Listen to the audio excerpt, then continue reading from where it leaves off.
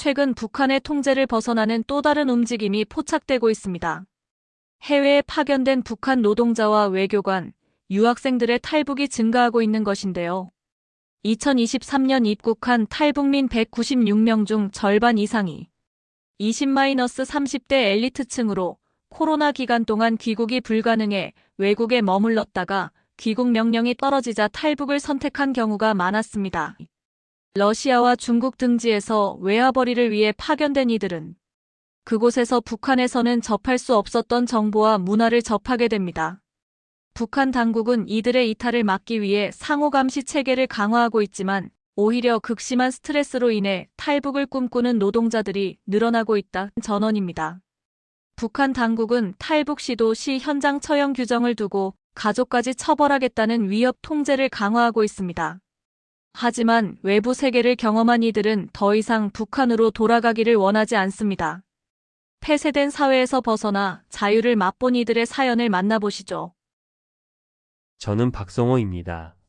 함경도 회령에서 태어나 자랐죠. 아버지는 지역당 간부셨고 어머니는 교원이었어요. 우리 집은 그렇게 잘 사는 편은 아니었지만 그래도 굶주리지 않을 정도의 배급은 받을 수 있었습니다. 어릴 적부터 저는 라디오를 분해하고 조립하는 걸 좋아했어요.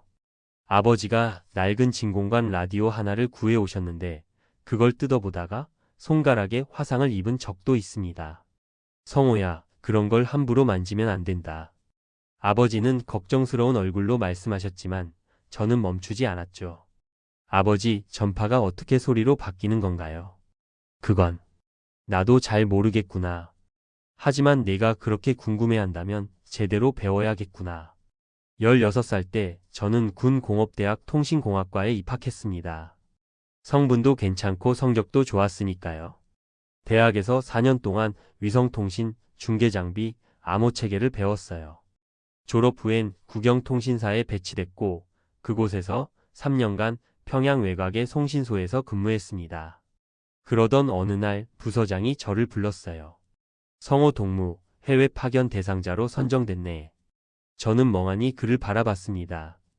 중동 지역 우방국에서 우리 기술 지원을 요청했어. 자네가 가게 될 거야. 그날 저녁 집에 돌아가 부모님께 소식을 전했습니다.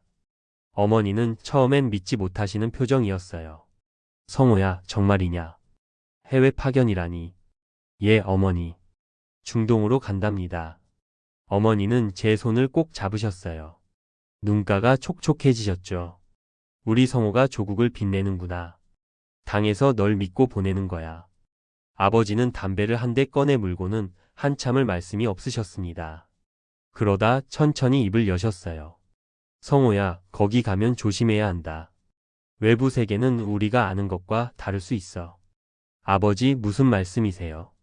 아버지는 연기를 길게 내뿜으셨습니다. 그냥 내 임무에만 충실하거라. 다른 건 보지도 듣지도 말고. 저는 그때 아버지의 눈빛을 읽을 수 없었어요. 그건 경고였을까요? 아니면 걱정이었을까요? 하지만 출국 전 교양을 받으러 갔을 때 저는 처음으로 불안을 느꼈습니다. 보위부 사람들이 우리를 한 명씩 불러 경고했거든요.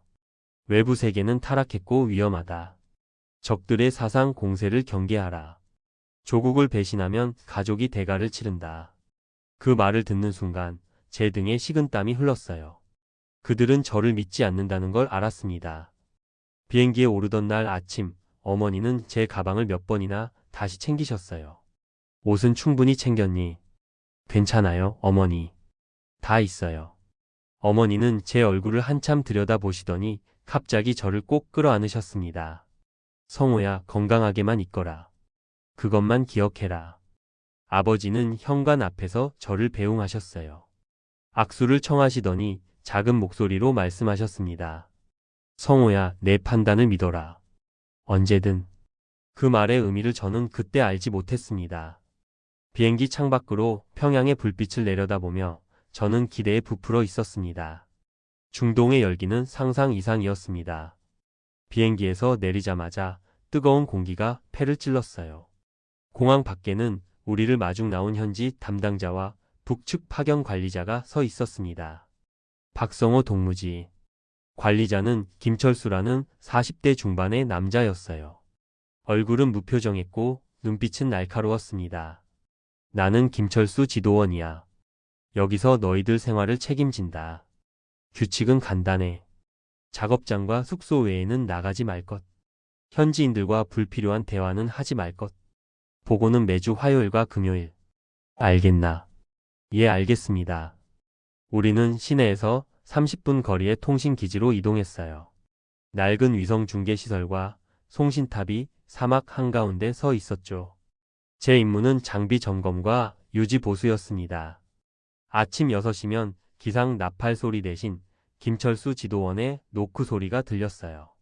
세면을 하고 식당에 가면 빵과 치즈, 올리브가 놓여 있었습니다. 처음엔 낯설었지만 배급소에서 봤던 강냉이죽보다는 훨씬 나았어요. 7시 정각, 저는 작업복을 입고 기지로 향했습니다. 사막의 아침 공기는 차가웠지만 8시만 넘으면 이마에 땀이 맺히기 시작했어요. 송신탑 및 장비실에서 저는 하루를 보냈습니다. 신호 강도 측정, 케이블 연결 상태 확인, 냉각 시스템 점검. 단순하지만 정밀한 작업이었죠. 성호, 이 증폭기 좀 봐줄 수 있어. 파키스탄 출신 기술자 하산이 자주 저를 불렀어요. 그는 30대 후반으로 이 기지에서 5년째 일하고 있었습니다. 여기 신호가 자꾸 끊겨. 어디가 문제일까? 저는 회로도를 펼쳐놓고 테스터기로 하나하나 확인했어요. 10분쯤 지나자 문제를 찾았습니다. 이 저항이 타버렸네요. 교체하면 될 겁니다. 오, 역시. 너 정말 실력 좋아. 하산은 엄지를 치켜 세웠어요. 저는 어색하게 웃었습니다. 칭찬받는 게 익숙하지 않았거든요. 북에서는 잘해도 당연한 거고 못하면 비판받았으니까요. 점심시간이면 구내식당에 모였습니다. 인도, 파키스탄, 방글라데시, 그리고 저 같은 북한 기술자까지. 모두 16명 정도였어요. 하지만 저는 늘 북한 사람들끼리만 앉았습니다. 김철수 지도원의 시선이 느껴졌거든요. 성호 동무 작업은 어떤가? 순조롭습니다. 지도원 동지. 외국 놈들이 쓸데없는 소리 하지 않나? 아닙니다. 모두 작업 이야기만 합니다. 거짓말이었어요. 하사는 가끔 가족 사진을 보여주며 고향 이야기를 했고, 인도 기술자는 크리켓 경기 결과를 열변했습니다. 하지만 저는 그런 이야기를 지도원에게 할 수 없었어요. 오후 작업은 더 고됐습니다. 사막의 열기가 정점에 달했고 장비실 안은 에어컨을 틀어도 40도를 넘었어요. 땀이 작업복을 적셨고 물을 하루에 2리터는 마셨습니다. 어느 날 저는 송신탑 꼭대기에 올라가 안테나를 점검하고 있었어요. 사다리를 타고 30m를 올라가니 사막 전체가 한눈에 들어왔습니다. 끝없이 펼쳐진 모래, 아지랑이, 그리고 저 멀리 보이는 도시의 윤곽. 성호, 조심해. 바람 세. 하산이 아래에서 소리쳤어요. 저는 안전벨트를 확인하고 렌치를 돌렸습니다. 볼트 하나가 헐거워져 있었어요. 조이는 순간 바람에 공구가 떨어질 뻔했습니다. 가슴이 철렁했죠. 30분 뒤 저는 땅으로 내려왔어요. 하산이 물병을 건넸습니다. 고생했어. 너 정말 대단해. 저 높이를 무서워하지도 않고. 익숙해서 그래요. 평양에서도 비슷한 일 했으니까요. 평양. 거기는 어때? 살기 좋아? 저는 대답을 망설였습니다. 그러다 짧게 말했어요. 그냥 그리운 곳입니다. 하산은 더 묻지 않았습니다. 하지만 그의 눈빛에서 저는 뭔가를 읽었어요. 동정 같은 거였을까요? 저녁 6시 작업이 끝나면 숙소로 돌아갔습니다. 샤워를 하고 저녁을 먹은 뒤 우리는 작은 공동 거실에 모였어요. 김철수 지도원이 신문을 읽어주었습니다. 노동신문이었죠. 위대한 장군님의 영도 아래 우리 조국은 더욱 번영하고 있다. 저는 멍하니 그 말을 들었어요. 그런데 창밖으로 보이는 현지 직원들은 스마트폰을 들고 웃으며 걸어가고 있었습니다. 그 대비가 너무 선명했어요. 사흘 뒤 하산이 조심스럽게 말을 걸어왔습니다. 성호, 점심 같이 먹을래? 저는 주위를 둘러봤어요. 김철수 지도원은 보이지 않았습니다. 괜찮아. 관리자는 시내 나갔어. 1시간은 안 와. 우리는 구내식당 구석 자리에 앉았어요. 하사는 자기 스마트폰을 꺼냈습니다. 이거 봤어? 화면에는 서울의 야경이 있었어요. 저는 숨이 막혔습니다. 그날 밤 숙소로 돌아와 저는 한참을 고민했어요. 하산이 지어준 와이파이 비밀번호가 적힌 종이 쪽지는 책상 서랍 깊숙이 넣어뒀습니다. 하지만 잠이 오지 않았어요. 머릿속에서 서울의 불빛이 계속 반짝였거든요. 새벽 2시 저는 결국 일어나 노트북을 켰습니다. 손이 떨렸어요. 종이 쪽지를 꺼내 비밀번호를 입력했습니다. 인터넷이 연결됐죠. 검색창에 조심스럽게 타이핑했어요. 사우스 코리어 솔. 수백 개의 영상이 쏟아져 나왔습니다. 고층 빌딩, 지하철, 자동차로 가득한 도로. 저는 스크롤을 내리다 멈췄어요. 한 영상 제목이 눈에 들어왔거든요. 탈북민이 말하는 진짜 북한의 모습. 클릭했습니다. 화면 속 여자가 말했어요. 저는 함경북도 청진에서 왔습니다. 아버지는 굶어서 돌아가셨어요. 저는 노트북을 끌 수가 없었습니다. 새벽까지 영상을 봤어요. 그리고 깨달았습니다. 제가 배운 모든 것이 거짓이었다는 걸요. 다음날 아침 저는 거울을 보며 제 얼굴을 확인했습니다. 평소와 같은 표정을 지을 수 있는지 연습했어요. 김철수 지도원 앞에서 흔들리면 안 됐으니까요. 성호 동무 안색이 안 좋은데 지도원이 아침 식사 때 물었습니다. 어젯밤에 배탈이 났습니다. 괜찮습니다. 몸조리 잘해. 작업에 지장 있으면 안 되니까. 예, 알겠습니다. 그날부터 저는 이중 생활을 시작했어요. 낮에는 충실한 기술자로, 밤에는 진실을 찾는 사람으로요. 매일 밤 2~3시간씩 인터넷을 뒤졌습니다. 나만의 뉴스, 탈북민 인터뷰, 북한 인권 보고서. 읽을수록 가슴이 답답해졌어요. 일주일쯤 지났을 때 작업 중 이상한 광경을 목격했습니다. 점심시간이 끝나고 장비실로 돌아가는데 김철수 지도원이 다른 북한 노동자와 이야기하고 있었어요. 이번 달 임금은 $300야. 너희는 $50씩 받는 거고. 지도원 동지, 그건 너무 적은 거 아닙니까? 계약서에는 $200라고. 계약서. 김철수가 비웃었습니다. 계약서가 뭐가 중요해. 너희가 여기 올 수 있었던 게 당의 배려야. 나머지는 조국 건설 자금으로 보내지는 거고. 불만 있으면 평양 가서 말해. 노동자는 고개를 떨구었어요. 저는 몸을 숨기고 그 장면을 지켜봤습니다. 분노가 치밀어 올랐어요. 우리는 착취당하고 있었던 겁니다. 그날 저녁 하산이 또 말을 걸어왔어요. 성호, 요즘 표정이 어두워. 무슨 일 있어? 저는 주변을 살폈습니다. 아무도 없었어요. 하산, 물어볼 게 있어요. 당신은 월급을 얼마나 받나요? 나 $1200 정도. 왜? $1200. 저는 $50를 받고 있었습니다. 24배 차이였어요. 그냥 궁금해서요. 하산은 제 눈을 가만히 들여다봤습니다. 성호, 너희는 제대로 못 받고 있지. 나도 알아. 여기 다른 사람들도 다 알고 있어. 저는 아무 말도 할 수 없었어요. 인정하는 순간 모든 게 무너질 것 같았거든요. 성호, 듣기 싫으면 말해. 하지만 나는 네가 알아야 한다고 생각해. 너는 노예가 아니야. 그 말이 제 가슴을 찔렀습니다. 노예. 저는 그 단어를 부정하고 싶었어요. 하지만 부정할 수가 없었습니다. 그날 밤 저는 또 인터넷을 켰어요.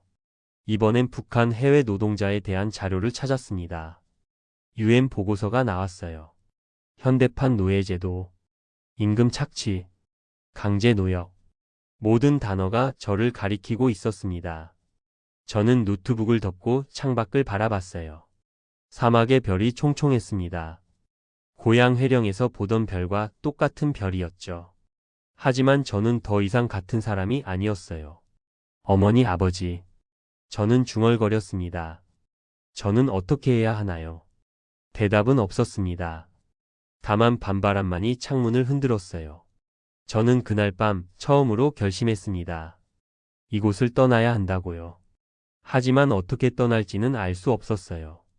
김철수 지도원의 감시는 철저했고 여권은 그가 보관하고 있었으니까요. 이틀 뒤 작업 중 사고가 났습니다. 인도 출신 기술자가 사다리에서 떨어진 거예요. 다행히 크게 다치지는 않았지만 발목을 삐었습니다. 저는 그를 부축해 의무실로 데려갔어요. 고맙습니다, 성호. 당연한 걸요. 의무실에서 현지 의사가 그를 치료했습니다. 저는 복도에서 기다리며 문득 생각했어요. 만약 제가 다친다면, 만약 응급 상황이 생긴다면, 그때는 여권이 필요할 겁니다. 병원에 가려면요. 저는 그 생각을 머릿속에 새겨뒀습니다.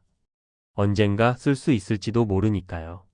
그로부터 한 달이 지났습니다. 저는 겉으로는 성실한 기술자였지만 속으로는 매일 밤 탈출을 계획하고 있었어요. 여권을 되찾는 방법, 국경을 넘는 경로, 도움을 청할 수 있는 사람. 모든 걸 노트에 암호처럼 적어뒀습니다. 어느 금요일 저녁, 김철수 지도원이 회의를 소집했어요. 북한 노동자 8명이 모두 모였습니다. 다들 들어. 다음 주 화요일 평양에서 감찰단이 온다. 생활태도 점검이야. 감찰단. 그 말에 모두의 얼굴이 굳었어요. 감찰단이 온다는 건 누군가를 조사한다는 뜻이었거든요. 최근 보고에 따르면 일부 동무들이 외국인들과 지나치게 친하게 지낸다는 제보가 있었어. 누군지 나도 알고 있어. 김철수 지도원의 눈이 저를 향했습니다. 제 심장이 얼어붙었어요. 박성호 동무, 너 파키스탄 놈이랑 자주 이야기하지. 작업상 필요한 대화였습니다. 지도원 동지. 작업. 김철수가 코웃음 쳤습니다. 작업 이야기면 통역 통해서 하면 되지. 혼자 구석에서 뭘 그리 속닥거려. 저는 침착하게 대답하려 애썼어요. 기술적인 세부 사항은 직접 소통하는 게 빠릅니다. 통역을 거치면 시간이 오래 걸리고요. 그래. 그렇게 믿고 싶으면 믿어. 하지만 감찰단 동무들한테도 똑같이 설명할 수 있어야 할 거야. 회의가 끝나고 저는 숙소로 돌아와 침대에 앉았습니다. 손이 떨렸어요. 감찰단이 오면 제 노트북을 조사할 겁니다. 인터넷 기록을 찾을 거예요. 그럼 끝이었죠. 저뿐 아니라 회령의 부모님까지도요. 저는 결정해야 했습니다. 지금 당장요? 다음 날 토요일 아침, 저는 평소처럼 작업장으로 갔어요. 하지만 마음은 이미 정해져 있었습니다. 하산을 찾았어요. 그는 장비실에서 케이블을 정리하고 있었습니다. 하산, 잠깐 이야기 좀 할 수 있을까요? 그는 제 표정을 보더니 고개를 끄덕였어요. 우리는 송신탑 뒤편으로 갔습니다. 아무도 없는 곳이었죠. 무슨 일이야, 성호? 심각해 보이네. 저는 한참을 망설이다 입을 열었습니다. 하산, 도움이 필요해요. 무슨 도움? 여기를 떠나고 싶어요. 북으로 돌아가지 않고요. 하산의 눈이 커졌습니다. 그는 주위를 살피더니 목소리를 낮췄어요. 성호, 그게 무슨 말인지 알아. 그건 정말 위험한 일이야. 알아요. 하지만 다른 방법이 없어요. 다음 주에 감찰단이 와요. 그들이 절 조사하면 저는 끝이에요. 하산은 한숨을 길게 내쉬었습니다. 성호, 나는 내 친구야. 돕고 싶어. 하지만 이건 내가 결정할 수 있는 일이 아니야. 너를 도우면 나도 문제에 휘말릴 수 있어. 저는 고개를 숙였어요. 당연한 말이었습니다. 누가 이런 위험을 감수하겠어요. 그런데 하산이 다시 입을 열었습니다. 하지만 내가 아는 사람이 있어. 한국 영사관에 아는 사람. 그 사람한테 연락해 볼 수는 있어. 한국 영사관. 제 심장이 뛰기 시작했어요. 정말요? 그 사람이 저를 도와줄 수 있을까요? 보장은 못해. 하지만 시도는 해볼게. 오늘 밤 연락해보고 내일 답을 줄게. 고맙습니다, 하산. 정말 고마워요. 그날 하루는 평생 중 가장 길게 느껴졌습니다. 작업을 하는 내내 시계만 쳐다봤어요. 김철수 지도원이 지나갈 때마다 제 얼굴이 굳었습니다. 혹시 들킨 건 아닐까? 혹시 하산이 신고한 건 아닐까? 온갖 생각이 머릿속을 휘저었어요. 저녁 식사 때 저는 밥을 제대로 먹을 수가 없었습니다. 성호 동무 또 배탈이야? 김철수 지도원이 물었어요. 예.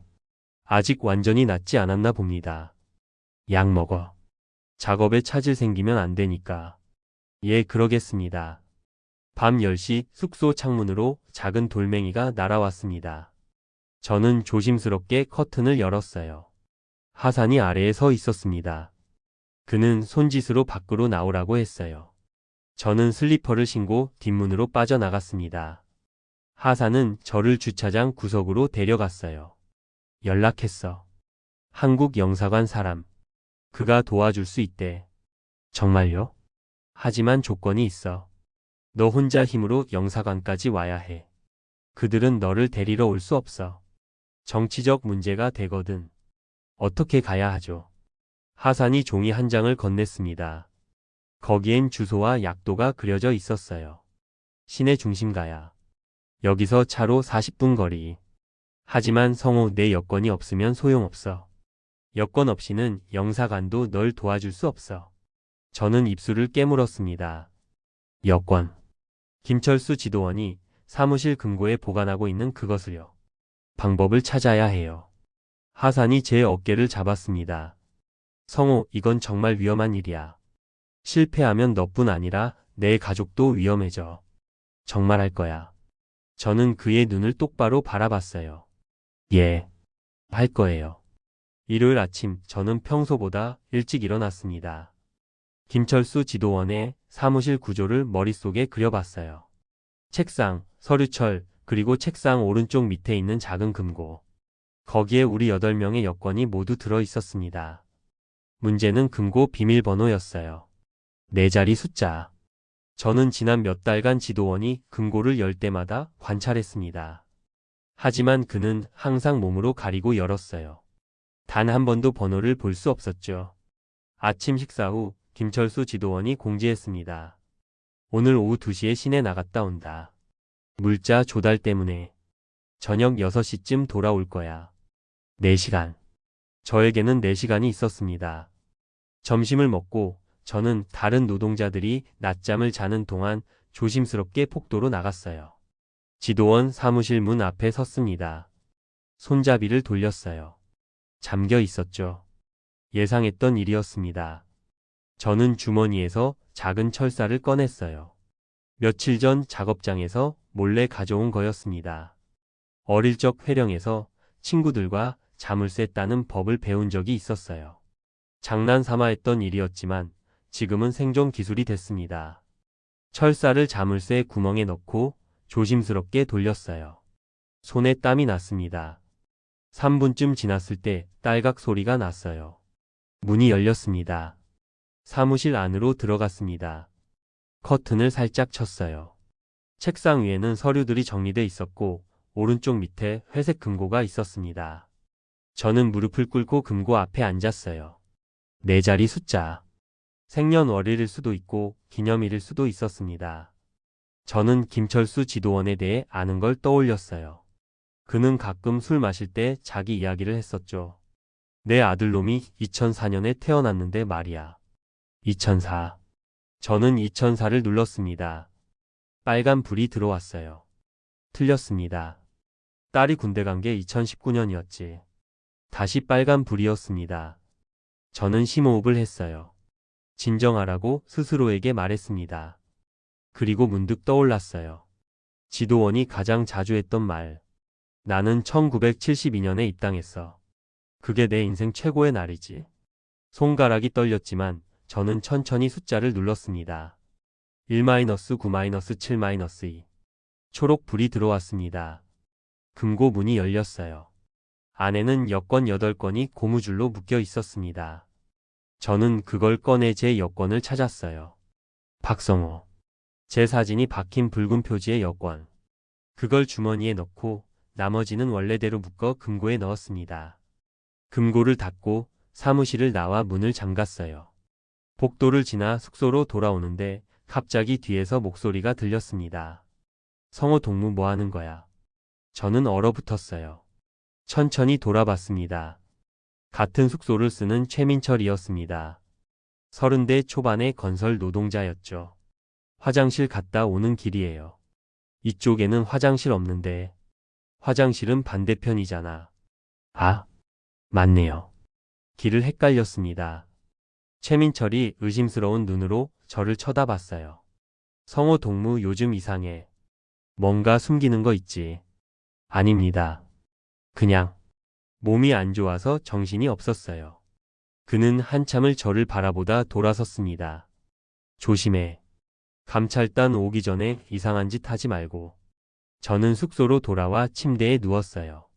심장이 터질 것 같았습니다. 여권은 베개 밑에 숨겼어요. 이제 준비는 끝났습니다.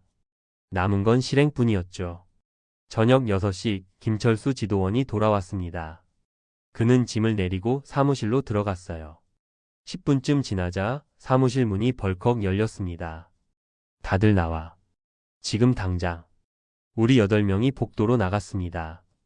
지도원의 얼굴은 붉게 상기돼 있었어요. 누가 내 사무실에 들어갔어? 아무도 대답하지 않았습니다. 문이 따였어. 자물쇠에 흠집이 나 있고. 누구야?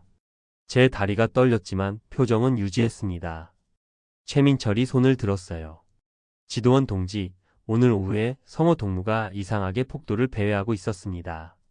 김철수의 시선이 저를 향했습니다. 박성호, 너 뭐 했어?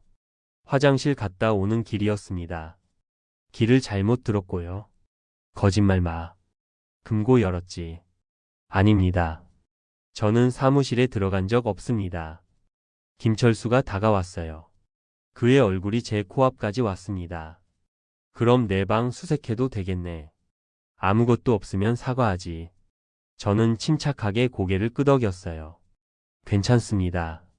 수색하세요. 하지만 속으로는 계산하고 있었습니다. 여권을 베개 밑에 두면 바로 들킬 겁니다. 다른 곳에 숨겨야 해요. 하지만 지금은 이미 늦었습니다. 모두 각자 방으로 돌아가. 나는 한 명씩 수색할 거야.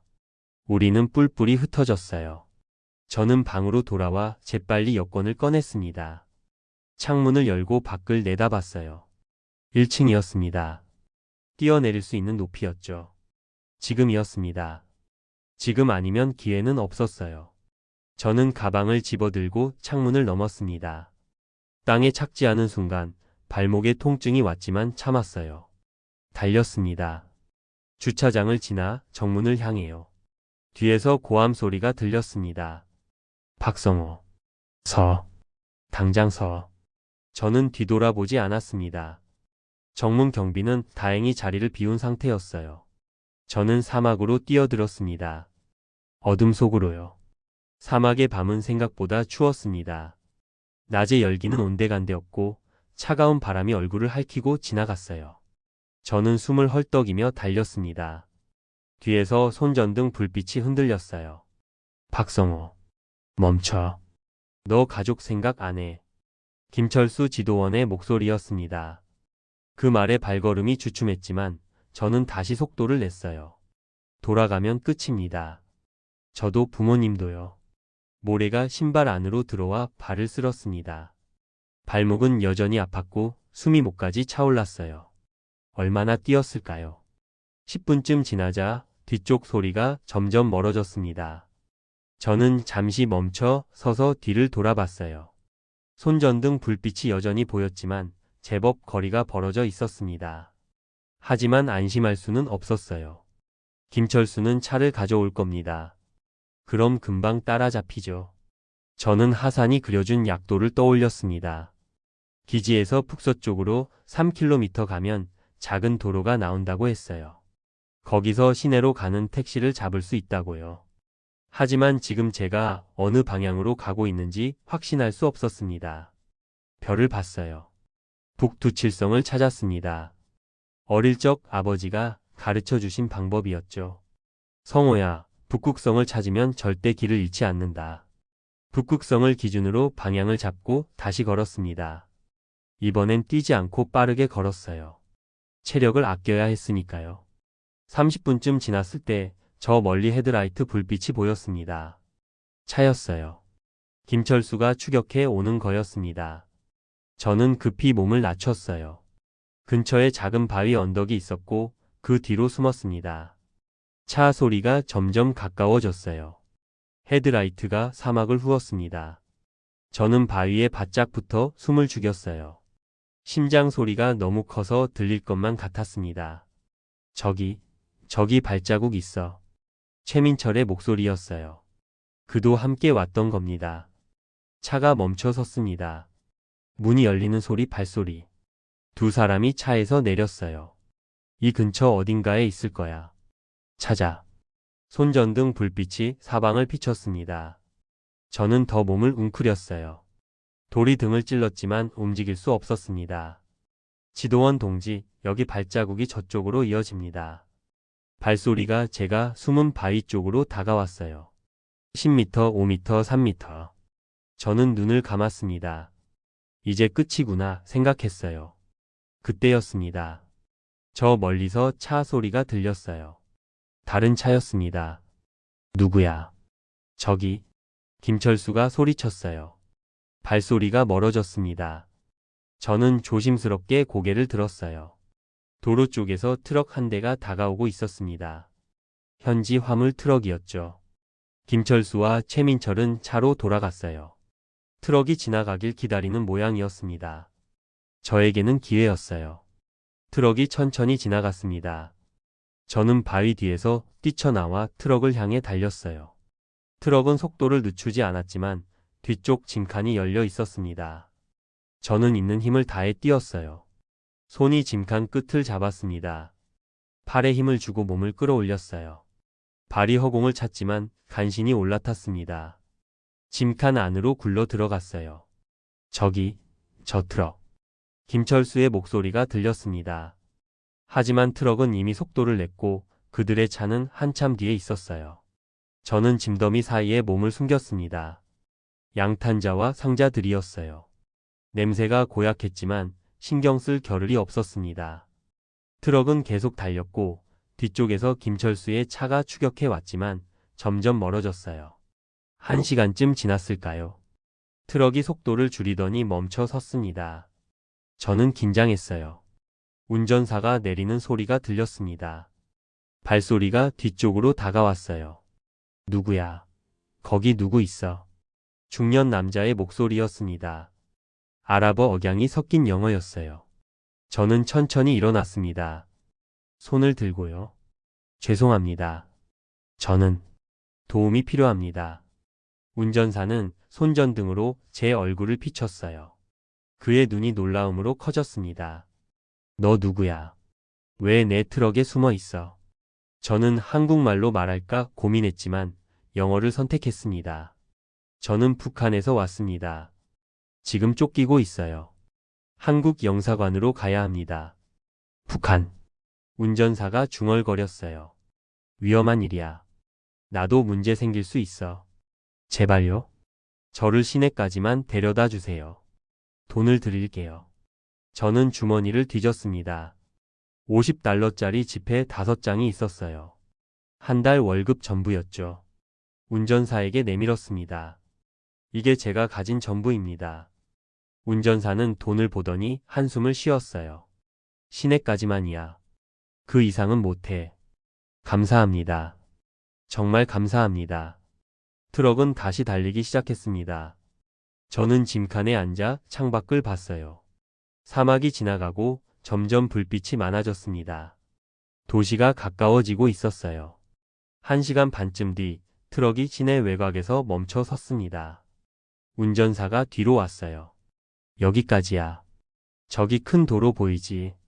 저걸 따라가면 시내 중심가야. 트럭이 떠나고 저는 혼자 남았습니다. 시계를 봤어요. 밤 11시. 하산이 준 약도를 꺼내 거리 표지판과 대조했습니다. 영사관까지는 5km. 걸어서 1시간 정도였어요.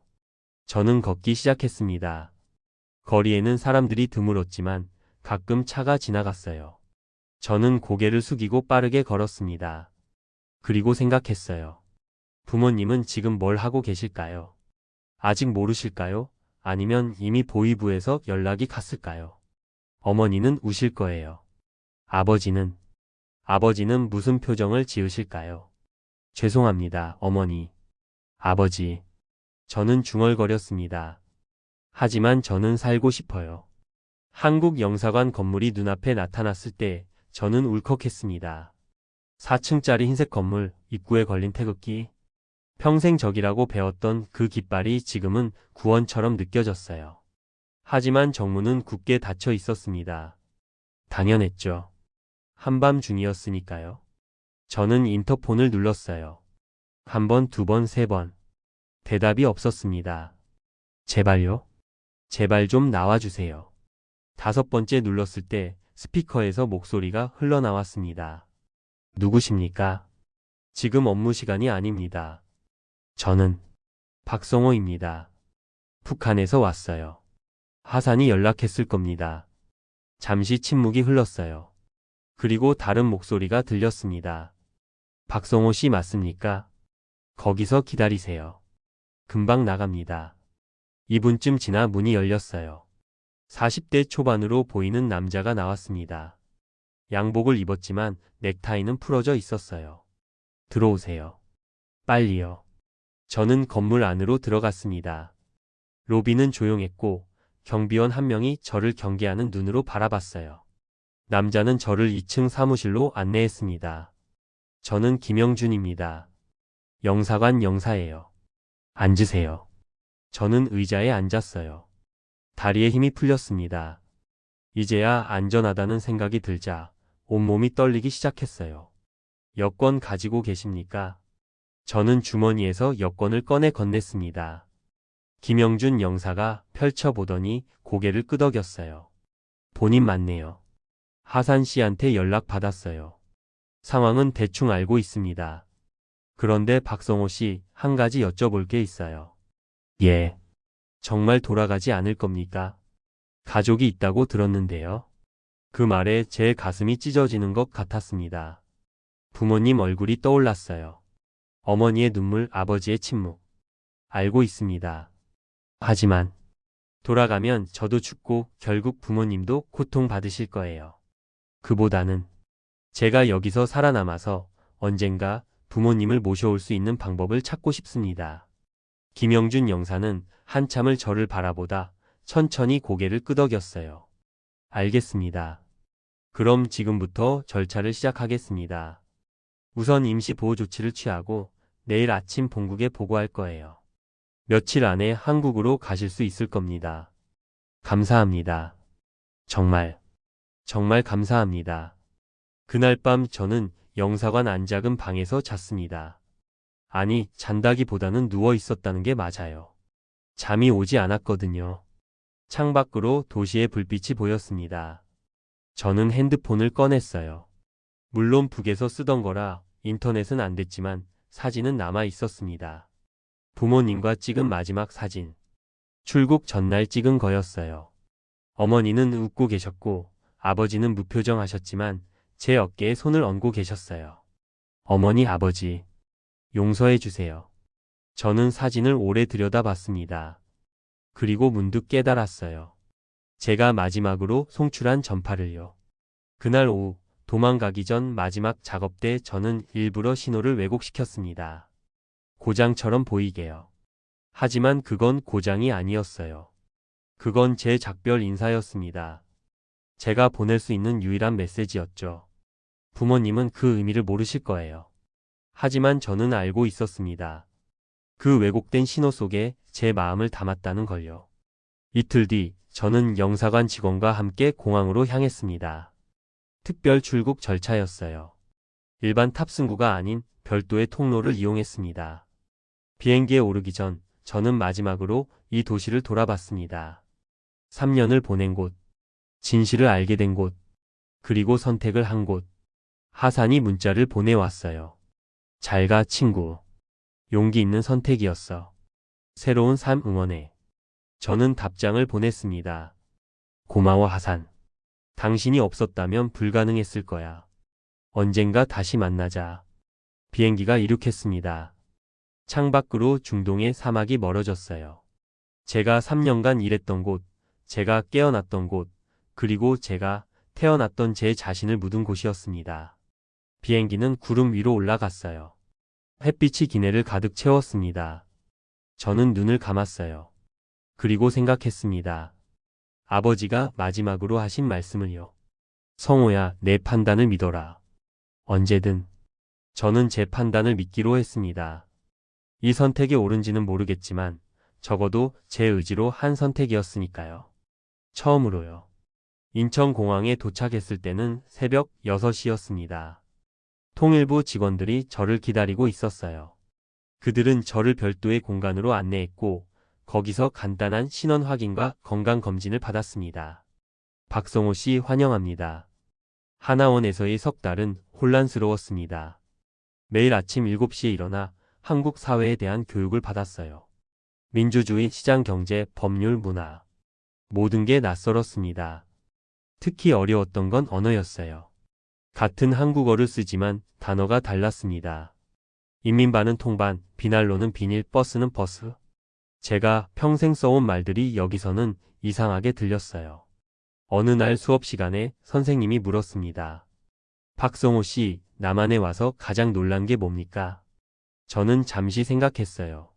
높은 빌딩도 화려한 거리도 놀라웠지만 가장 충격적이었던 건 다른 거였습니다. 사람들이 정부를 욕해도 잡혀가지 않는다는 거요. 교실이 조용해졌어요. 다른 탈북민들도 고개를 끄덕였습니다. 우리는 모두 알고 있었죠. 그게 얼마나 큰 차이인지를요.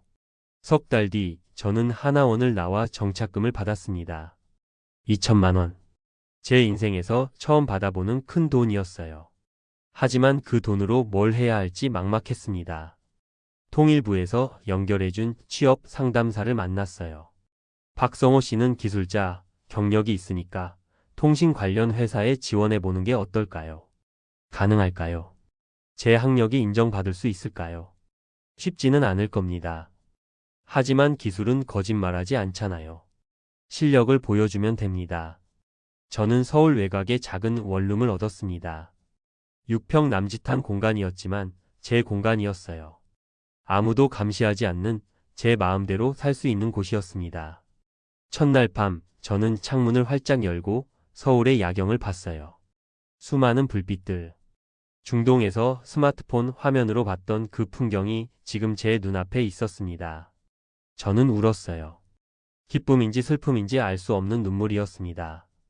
다음 날부터 저는 일자리를 찾기 시작했습니다. 이력서를 20군데 넘게 냈어요. 하지만 답장은 3곳뿐이었고 면접은 한 곳에서만 봤습니다. 하지만 연락은 오지 않았습니다. 저는 다시 이력서를 냈고 다시 거절당했어요. 한 달, 2달이 지났습니다. 정착금은 점점 줄어들었고 저는 불안해지기 시작했습니다. 세 번째 달, 저는 작은 통신설비 회사에서 연락을 받았어요. 박성호 씨, 우리 회사 규모는 작지만 실력 있는 사람을 찾고 있어요. 한번 와보시겠어요? 회사는 구로 디지털 단지에 있었습니다. 직원이 10명도 안 되는 작은 곳이었지만 사장님은 진지하게 제 이야기를 들어주셨어요. 내일부터 나오세요. 월급은 200만 원부터 시작할게요. 그렇게 저는 첫 직장을 얻었습니다. 처음 한 달은 정신없이 일했어요. 새벽에 나가 밤늦게 들어오는 날이 많았습니다. 하지만 불평하지 않았어요. 이곳에서는 제가 한 만큼 인정받았으니까요. 석 달쯤 지났을 때 사장님이 저를 불렀습니다. 성호 씨 일 잘하네요. 급여 인상할게요. 그리고 혹시 자격증 따는 거 관심 있어요? 자격증이요. 정보통신기사. 따두면 나중에 더 좋은 곳으로 갈 수도 있어요.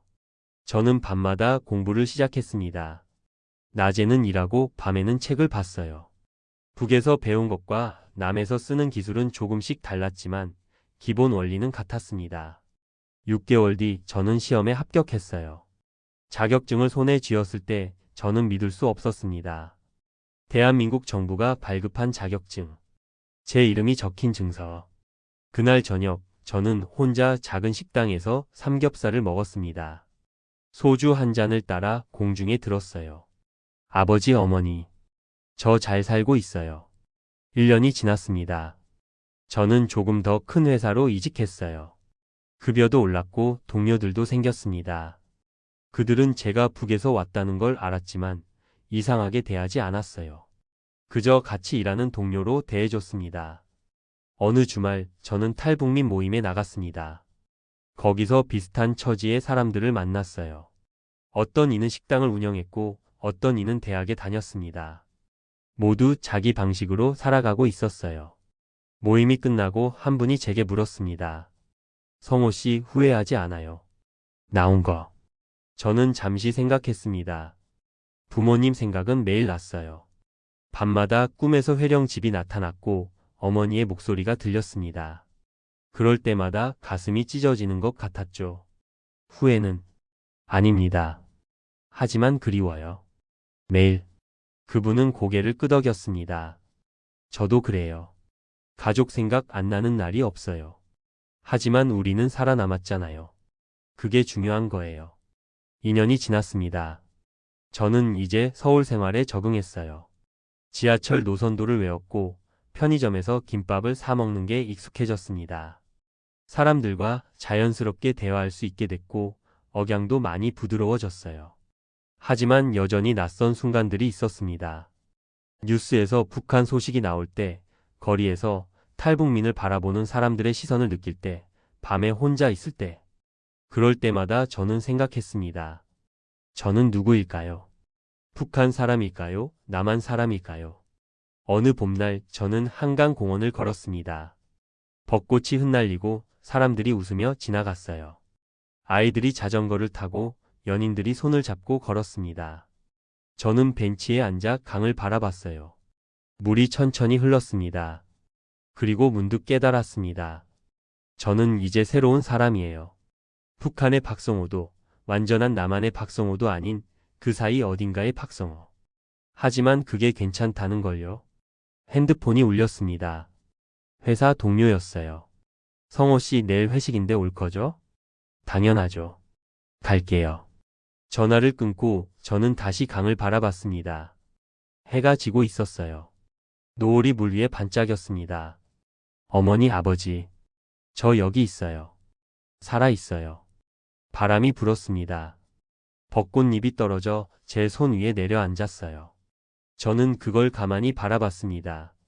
그리고 천천히 일어나 집으로 향했습니다. 제 집으로요.